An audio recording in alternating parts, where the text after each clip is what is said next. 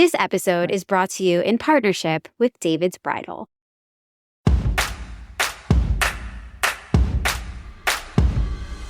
You're listening to the Bouquet Toss, the podcast that helps you plan your day your way by helping you figure out what to keep and what to toss from your wedding day plans.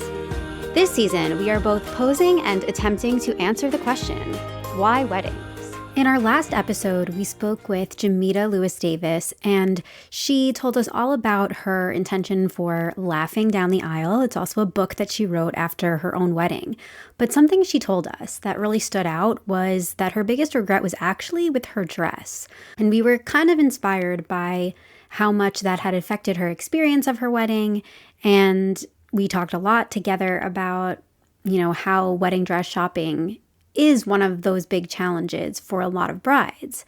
And so we decided to get an expert look at wedding fashion, because wedding fashion is kind of a great excuse to explore trends and really to be in your main character era. Absolutely. I mean, what you wear is an expression of who you are, and not just in your everyday life, but especially on your wedding day. This is your big moment to make a splash, maybe be a little bold, or just show off your personal self-expression through your fashion on the big day. That was beautifully said. And I think there's a lot of times, like when you're on a budget and you want to make these decisions that are a little bit better on your purse, you might feel like, oh, how can I not splurge? How can I pull back? Like, where are the things? But when else are you the star of a formal event? Not always. No. So getting to really invest in feeling fantastic, I think is amazing. So that said, with us today to inspire our inner fashionistas is Nancy Vial, the Chief Merchandising Officer at David's Bridal. Welcome, Nancy. We're so excited to talk to you. And before we ask you any questions, I want to know what it's like to be the Chief Merchandising Officer at David's Bridal, no less. What does that entail? How did you get here? Tell us all of that. It is certainly a job of what dreams are made of. I've been in retail all my life in women's sportswear, but to be part of the bridal sector where you are making decisions that are really, the bride's, it's the day she looks forward to most in her life. So to make all dreams come true, to be there to inspire her and to lead her. And with our customer, she needs that influence. She needs to understand what are the fashions, what's out there, what are the looks, so that she can, adopt them as her dress of her dreams. That's amazing. So to start off, if you had to pick 3, what would you say are the hottest trends right now in bridal? This year's trends really revolve around 3 pillars. One is the evolving silos and necklines that we're doing. The second is the fabrics and the manipulation of fabrics. And then the third, there is an overall all aesthetic that has been trending since last year that is really gaining momentum. So first, around silos and neckline, the modern necklines are sculptured. I think you've seen a lot of them out there where they're really an exaggerated strapless sculptured bodice. Scoop and square are incoming and evolving. I would say from a figure flattering silhouette point of view, it's about the draping, the curves. How do you accent her body the way she wants to walk down that aisle? So trumpet mermaids, super important. And within that, the sheer bodices, the plunging necklines, and then the opposite a little bit with mock necks emerging with long sleeve lace. So you've got this modern figure flattering bodycon look from a silo, but also addressing a more modern classic mock neck lace gal as well. And then trains, you can't forget about trains because it's about coming down the aisle, but then everybody looking at the back of you. So the illusion in the skirt godets, the button backs, the borders, how long they are, like that they have elongated trains longer than we've seen in a long time. From a fabric point of view, the motifs, the 3D florals, so they're dimensional. They're not just ditzy, dainty floral appliques anymore. They're 3D. They have sequin, they have beading, and then the floral lace itself that it's on. So that's really the interest there, is the textured fabrics with all the floral dimensions. And then the third trend is clean and modern. And I'm sure, the minimalists trend we're in. And that we like to call it at David's the quiet luxury. It's luxurious fabrics, it's satin, it's sculpting satin, it's luxe charmeuse. So it's figure flattering, clean, no beading, no applique, but just it's all about the shape of the body and the luster and shine of the fabric. So cool. I love hearing some of this like fashion industry jargon. Like obviously I'm familiar with the term silhouettes, but hearing it like shortened to like silos, I'm like, oh, is that a thing? I've definitely noticed that as well. Especially the floral texture, like that 3-dimensional look to a lot of the fabrics. And I can definitely see how, I think it was Sophia Richie's wedding, that kind of understated, quiet luxury, very sleek, chic, minimal. She was definitely a trendsetter, would you say? She's a perfect example of when we say quiet luxury, that's what we mean. She was in a mock neck, halter top, Chanel lace dress. And when she looks back at those pictures, it will be timeless. You don't know what era you're in. So the modern classic spin on that is what we're going for. But with a little, with a little tweak or with a little edge or with a little inner beauty sometimes. She's a perfect example of where the trend and looks are going. And at a much more affordable price point at David's. Yes, much more affordable. We have the opening price point brands in DB Studio, which really covers a $5.99 and below budget. And within that, there are 5, aesthetics of sexy, boho, modern classic, regal. You want to be a princess with a ball gown? We can do it under $5.99. And then we have 3 distinct designer brands.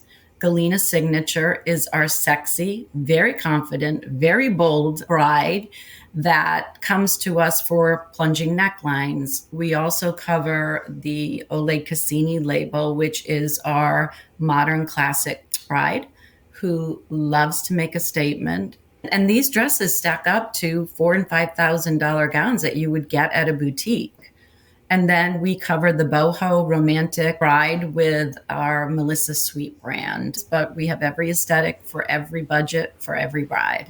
Amazing. At every size too, because we cover all the way up to size 30. Being size inclusive is very important to us at David's, and having the price parity at every size range is just as important. Yeah, I'm so glad you said that. I think it's a nerve-wracking thing to feel like you're going to find that thing that makes you feel the best and that you vibe with, that you love. One of the things I think I see so much is people getting a dress and then having dress regret. I mean, obviously, you can't always completely, sidestep that. If you're getting your dress like a year before, you change. People change and, you see other things. But getting to a point where you can feel like there really is something for everyone based on size, price, but also style. That I think is so important to be able to help people feel their best on that day. And something else that you had mentioned with the styles, obviously like Sophia Richie, she, this timeless thing that she's going to look back and you're not going to know what year it was. I think that's something that current brides in this generation, people getting married now, are really particular about that. They look at their parents' wedding pictures and they're like, Mom, what were you thinking? And they really want it to be something that won't feel like it went out of style. And that's kind of nuanced because I feel like all the styles come back. Talking about like the mock neck, the lace sleeves, like that's what my mom wore in the 80s, and it's coming back. And so it's like, in some ways, these styles rotate, and in other ways you can really pinpoint them to like what year they were made. And so it's a lot to think about, and I think it's great to hear it from somebody who can break down like how to approach shopping for your dress. The planning part of it is so intense and so stressful that we try to make the purchase of the gown the most enjoyable part of her planning process. And we put a lot of pressure on ourselves as merch product planning and designers. We've got to make sure, to your point, whatever the trends are, we have them. Where, there's this 80 influence, like we were just talking about with lace and mock necks, but there's also a return to drop waist. Well, how do you do a drop waist that's a basque waist that is more modern than, what they used to be back in the 80s. And we found a way to construct it with the boning and construction underneath, and really flatters the waist of her. Like we have fun approaching it. So you want your bride to come in and feel like she is covered from all angles, and we've thought of everything for her.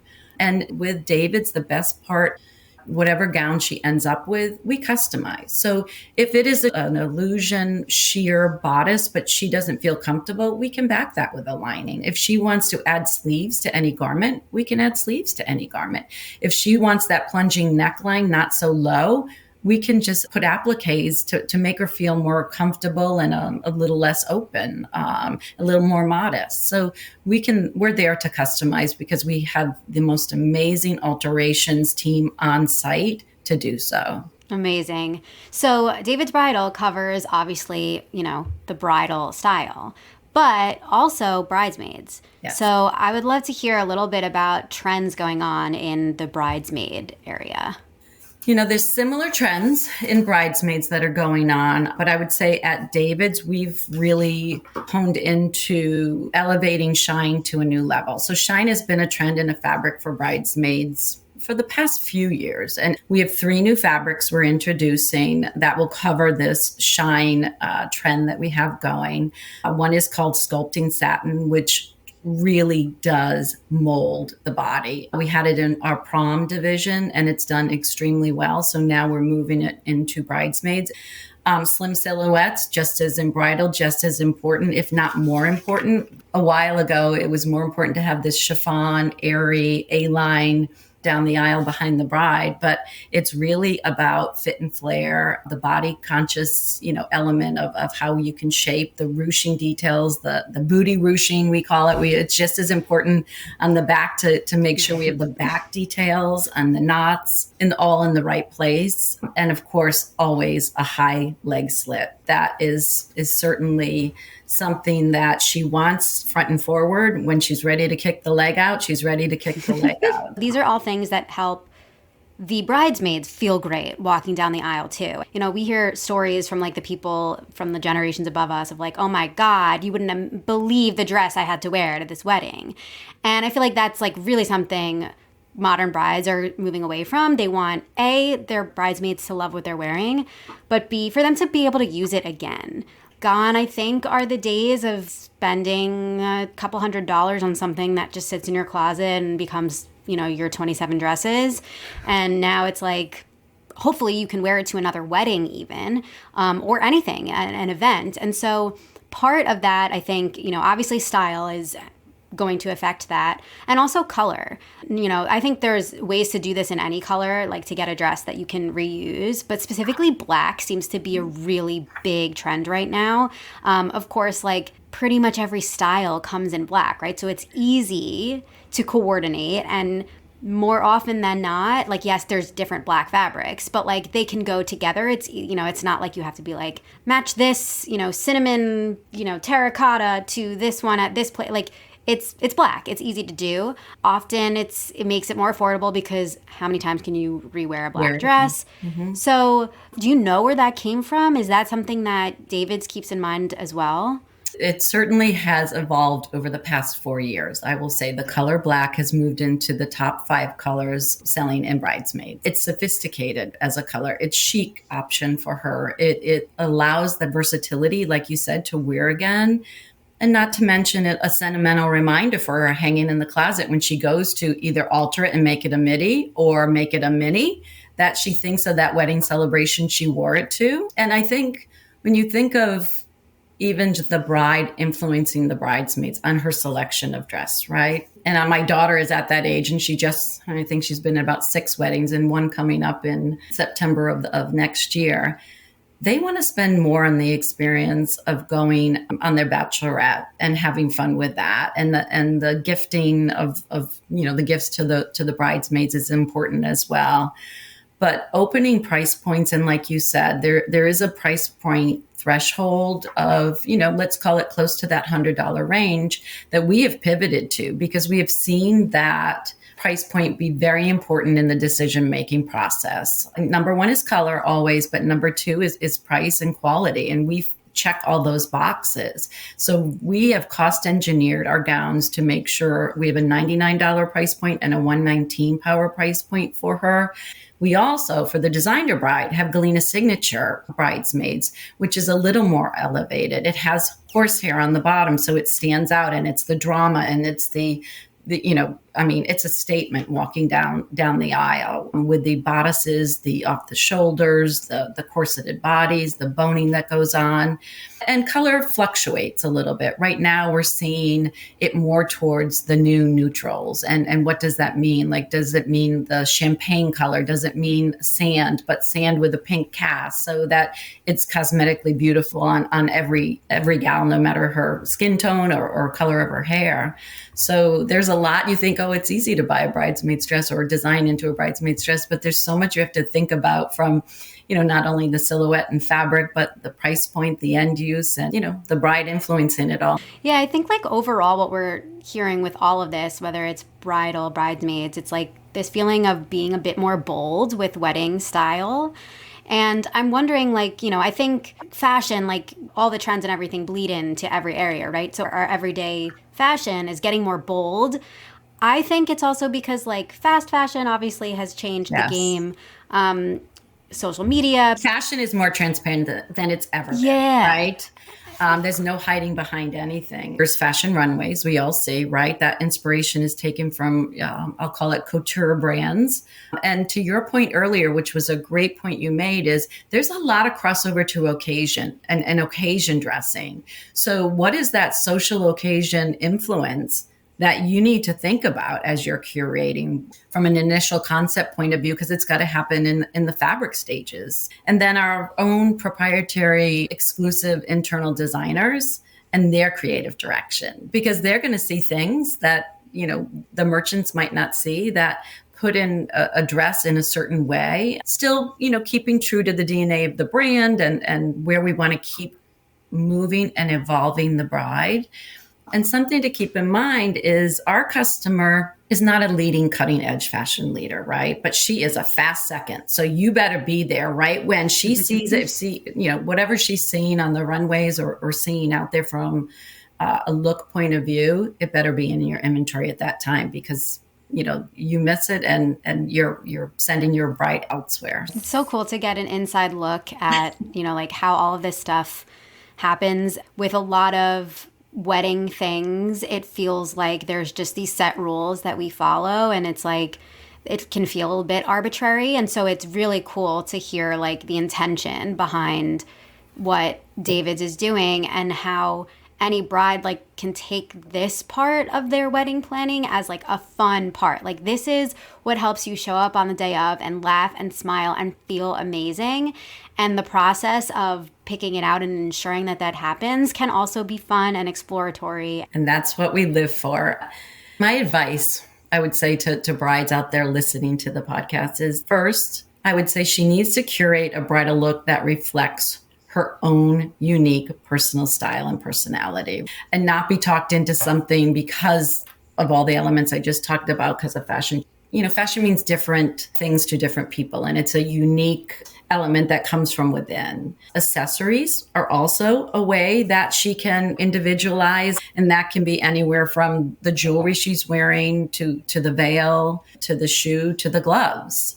The second thing I say to the team, and we build a lot of inner beauty into the garments, that comfort and fit are the key. And that means right down to the shoes and the shapewear she's wearing, or how we construct a heavier ball gown that there's some cinching and some belting that has to be done inside. So it takes the weight off of her, that she's comfortable floating around on the dance floor all day.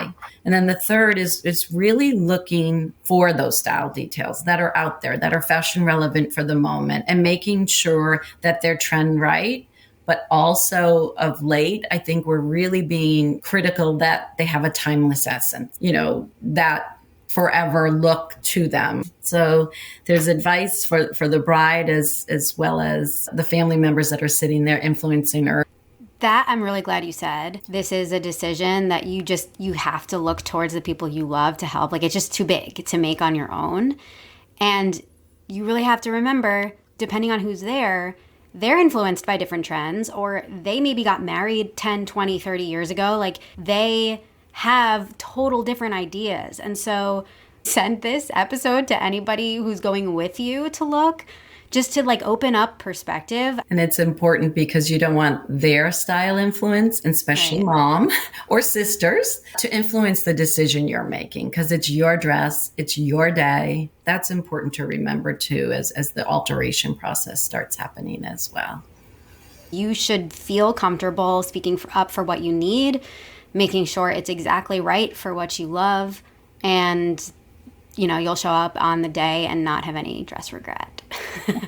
There is no dress regret. Hopefully, like, the reason she came back to us and she is putting herself in the hands of the stylist is because the value proposition of what she's getting is like no other. Yep. And that's what makes it savvy, right? Like that intersection of quality and cost is what value is all about. So amazing. We love that.